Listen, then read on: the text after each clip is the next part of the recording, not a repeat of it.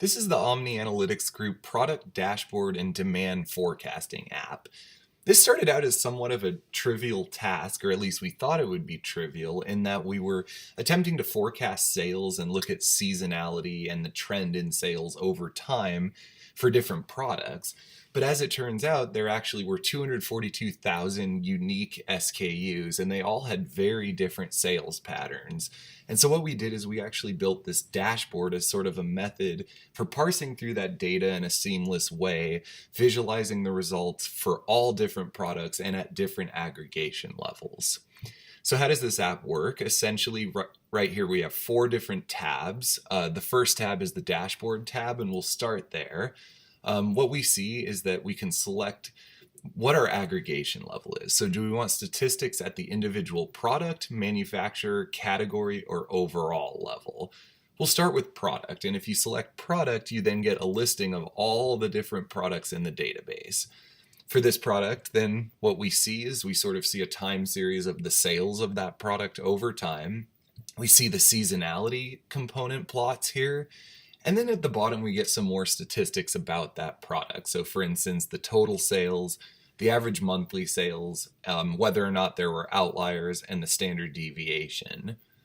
I can select a different product. The plot automatically updates. We get new statistics, new time series plots, and it's pretty quick to do that. I can also select different aggregation levels. So perhaps I want to look at manufacturers instead of products. So this is manufacturer 107. You see the upward trend in their sales over time. And again, you get statistics down at the bottom like you did for the other. Finally, we'll look at two more. So by category, so this could be a product category. You can see like a seasonality component for this particular product category. And the same statistics.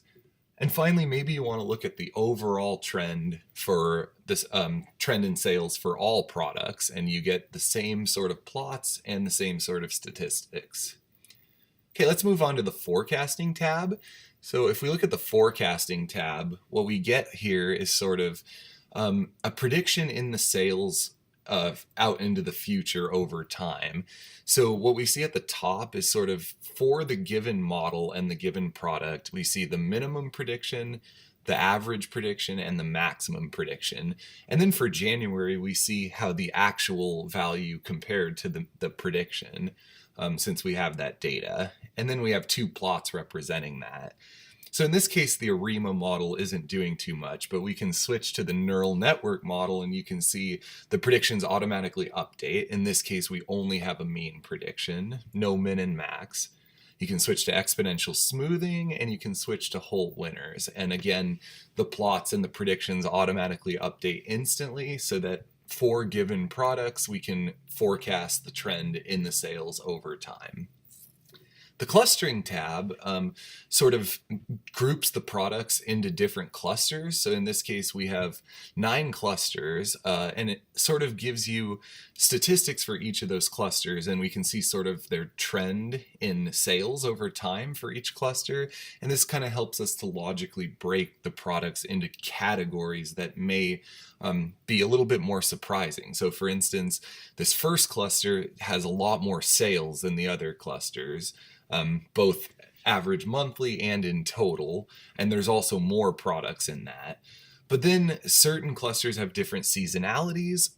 Cluster 8, even though it only has 43 products, actually has 5 outliers, so it's a little bit of a unusual sort of cluster. And so you can sort of see the breakdowns of categories and product groups by doing this clustering.